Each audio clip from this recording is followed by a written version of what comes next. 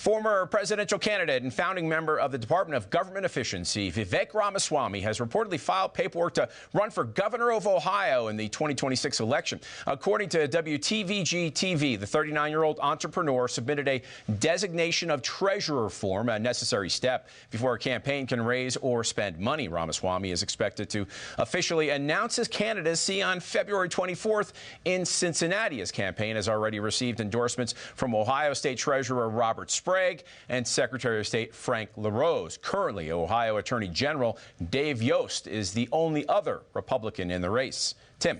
Mike, President Donald Trump signed an executive order on Friday establishing the National Energy Dominance Council with Secretary of Interior Doug Burgum and Secretary of Energy Chris Wright as its leadership. The White House indicated the council would advise the president on strategies to achieve U.S. energy dominance by, quote, improving processing for permitting, production, generation, distribution, regulation, and transportation across the U.S. energy industry. Burgum blasted President Biden's war on energy. The Biden administration had a whole-of-government approach that had the war against U.S. energy. Now we need to turn that around 180 degrees and unleash that potential. We've got to unleash it from the Gulf of America all the way up to Alaska. We have amazing resources in this country, and we haven't been getting a return on them. Burgum went on to say while our country is $36 trillion in debt, no one knows how many hundreds of trillions of dollars the U.S. has in unused energy resources. A report by Military.com reveals that the U.S. Army redirected the majority of funds collected from soldiers for food under the Basic Allowance for Subsistence program. Of the $225 million deducted from junior enlisted service members' paychecks, only $74 million, less than half, was actually spent on food. The remaining $151 million was used elsewhere in the Army's budget. At Fort Stewart, Georgia, for example, just $2.1 million of the $17 million collected for food was spent on meals, meaning 87% was diverted. Records from the Army's 11 largest bases show that nearly all failed to allocate at least half of the collected funds toward food. Lawmakers, including Democrat Representative Jewel Takuda from Hawaii, have called for an investigation and accountability, denouncing the practice as harmful to military readiness. Meanwhile, soldiers continue to face food shortages and poor quality meals, with some dining on sparse options like lima beans and toast. Mike? Tim, the U.S. Army has decided it will no longer accept transgender applicants, nor will it support sex change procedures.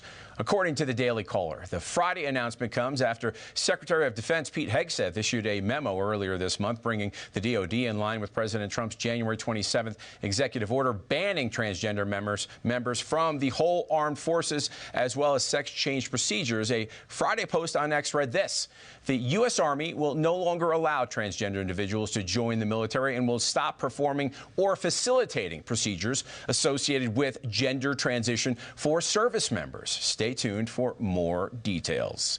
President Donald Trump wrote a lengthy Truth Social post about his trade policy overhaul on Saturday. It emphasizes his plans to charge reciprocal tariffs to countries that the U.S. does business with, stating this: "It is fair to all. No other country can complain, and in some cases, if a country feels that the United States would be getting too high a tariff, all they have to do is reduce or terminate their tariff against the U.S."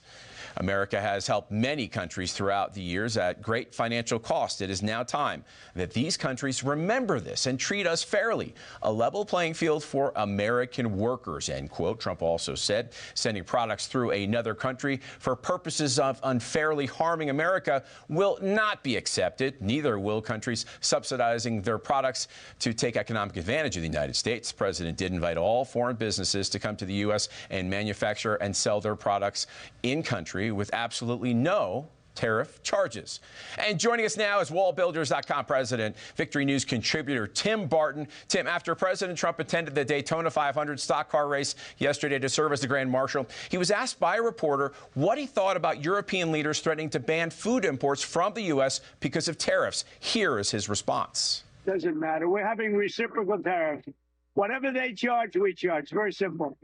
If a certain country like India, which is very high tariff, if they charge us X dollars, we charge them X dollars. It's all right. It's a fair thing to do. Even the media said it was fair. Tim, some people are calling the president's reciprocal tariff agreements risky. What is your reaction to this new policy?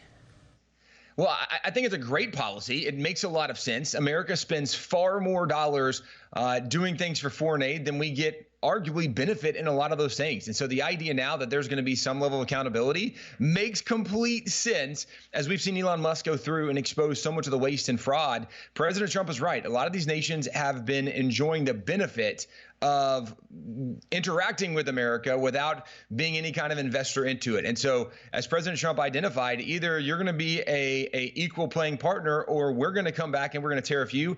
And there's a lot more tariffs and a lot more pressure and a lot more weight the U.S. government can put on these nations and they can put on us as far as impact is concerned. So it's not risky. It's just people that are upset that we're not going to continue doling out money without there being accountability. And that's just more political posturing and revealing their political position.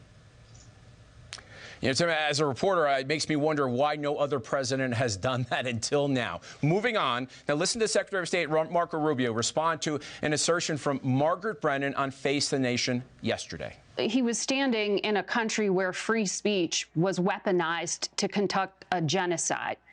Free speech was not used to conduct a genocide. The genocide was conducted by an authoritarian Nazi regime that happened to also be genocidal because they hated Jews and they hated minorities and they hated those that they had a list of people they hated, but primarily the Jews.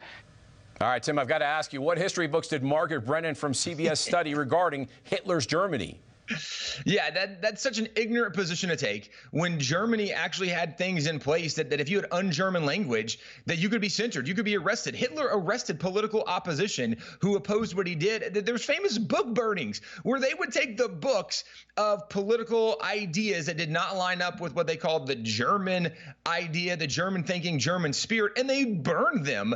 So this idea they had free speech in Germany while they're burning books of people that disagree with them, that's one of the worst takes of history ever, although it's probably revealing of the education system where she learned kind of these narratives and how much of a failure that is. But certainly that's a very bad take of history.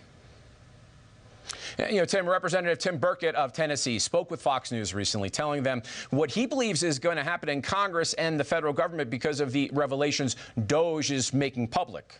I think you're going to see a paper trail come back to Washington, D.C., and that's why I think a lot of people are nervous, and you'll see a lot of retirements because they are stealing from the American taxpayer, and now they've got their hand caught in the cookie jar, and all they can do is attack Elon Musk. Tim, the Democrats are fighting tooth and nail in the courts to stop the investigations of DOJ, but what right did they have over the executive branch of government to control it according to the Constitution?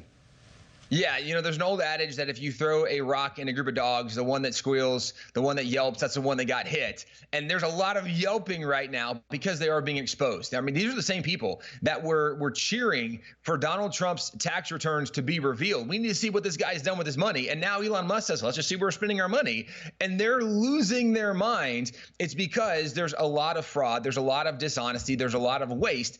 And unfortunately, a lot of them have become very wealthy, or their friends, their families become very wealthy in this process, and they don't want to be exposed. That's exactly why they're targeting Elon Musk. It's not because he's doing something unethical or illegal or unconstitutional. It's just that he's exposing so much of their fraud and their waste, and they don't want to be exposed.